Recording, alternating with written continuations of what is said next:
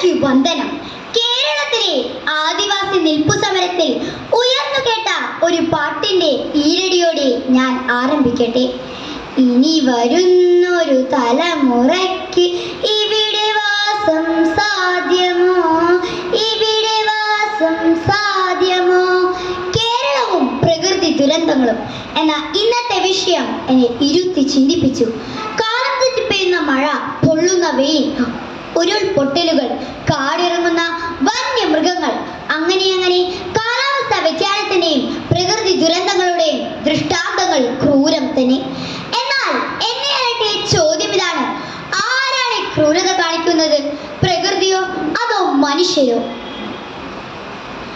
പച്ച പരവതാനി വിരിച്ച വയലേലകളും വൃക്ഷനിരകളാൽ നിബിഡമായ വനങ്ങളും അവിടെ പാറിപ്പറന്നു നടക്കുന്ന അനേകം പക്ഷികളും എല്ലാമായി അക്ഷരാർത്ഥത്തിൽ ദൈവത്തിന്റെ സ്വന്തം നാട് തന്നെയായിരുന്നു നമ്മുടെ ഈ കൊച്ചു കേരളം. വിദേശികളെ ഇവിടേക്ക് ആകർഷിച്ചത് കേരളത്തിലെ മനോഹാരിതയല്ലാതെ മറ്റെന്താണ്? എന്നാൽ അതിരു കവിഞ്ഞ വനനശീകരണം, കുന്നുകളുടെ ഇടിച്ചു നിരത്തൽ, പാടശേഖരങ്ങൾ നികത്തൽ, പരിസര മലിനീകരണം എന്നീ കണ്ണില്ലാത്ത ക്രൂരത ഭൂമിയോട് കാണിച്ചത് മനുഷ്യർ തന്നെ. ആഴയുടെ ആഴങ്ങളിലും ആകാശത്തിന്റെ അതിരുകളിലും ചെന്ന് സ്വന്തം സാമ്രാജ്യങ്ങൾ കെട്ടിപ്പടുത്ത മനുഷ്യർ ചുവരില്ലാതെ ചിത്രം വരയ്ക്കാനാവില്ല എന്ന ചെറിയ വലിയ തത്വം മനസ്സിലാക്കിയില്ല. അമ്മയെന്നും ദേവിയെന്നും സർവം സഹായെന്നും സൗകര്യപൂർവ്വം പേരുകൾ നൽകി ഉപയോഗിക്കാവുന്നതിന്റെ പരമാവധിയും കഴിഞ്ഞപ്പോൾ ഭൂമി തിരിച്ചടിച്ചു തുടങ്ങി. അതിന്റെ തുടക്കം മാത്രമാണ് നാം കണ്ട മഹാപ്രളയവും വയനാട് ദുരന്തവുമല്ല.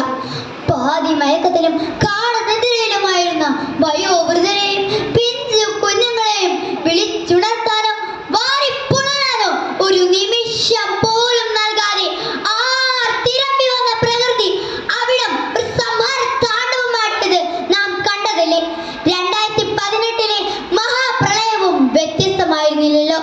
മഴ പെയ്യുമ്പോൾ തുള്ളിച്ചാടി ഉല്ലസിച്ചിരുന്ന കുട്ടികൾ വരെ ഇപ്പോൾ മഴയെ പേടിക്കുന്നു. പശ്ചിമഘട്ടത്തെക്കുറിച്ച് മാധവ് ഗാഡ്ഗിൽ ഉൾപ്പെടെയുള്ളവർ നൽകിയ മുന്നറിയിപ്പുകളെ നാം വകവെച്ചില്ല. ഏതോ ഒരു വിദൂര ഭാവിയിൽ മാത്രം സംഭവിച്ചേക്കാവുന്ന ഒന്നായി നാം അതിനെ തള്ളിക്കളഞ്ഞു. എന്നാൽ ആ വിദൂര ഭാവി ഇന്ന് എന്നതിലേക്ക് മാറി എന്ന തിരിച്ചറിവിന് മുന്നിൽ പകച്ചു നിൽക്കുകയാണ് നാം ഇപ്പോൾ. ഈ പകപ്പിൽ നിന്നുണരേണ്ട കാലം എന്നെ അതിക്രമിച്ചിരിക്കുന്നു. ചെറിയ ചുവടുകൾ വെക്കുന്നത് കൊണ്ട് ഇനി വലിയ മാറ്റങ്ങൾ ഉണ്ടാവുകയില്ല. വലിയ ചുവടുകളാണ് ഇനി വേണ്ടത്. കവിതകൾ ചൊല്ലിയും ചർച്ചകൾ ഒതുങ്ങിയും ഇനി ഏറെ ദൂരം നമുക്ക് പോകാനാവില്ല. പ്രവൃത്തിയാണ് ഇനി മുഖ്യം. പ്രവൃത്തിയിൽ മുഖ്യം അവബോധവും. നയങ്ങൾ എടുക്കുന്ന രാഷ്ട്ര തലവന്മാരുടെയും സാമൂഹ്യ നേതാക്കന്മാരുടെയും മാത്രം ഉത്തരവാദിത്തമല്ല നമ്മുടെ ഈ കൊച്ചു കേരളം. അതിൽ സഹവസിക്കുന്ന നാം ഓരോരുത്തരുടെയുമാണ്. നമ്മുടെ കേരളത്തിനെ മനോഹാരിത വീണ്ടെടുക്കുവാൻ നമുക്ക് ഒത്തൊരുമിച്ച് പ്രവർത്തിക്കാം. മാറ്റങ്ങൾ നമ്മളിൽ നിന്ന് തുടങ്ങട്ടെ. ലോക സമസ്ത സുഖിനോ ഭവന്തു. നന്ദി, നമസ്കാരം.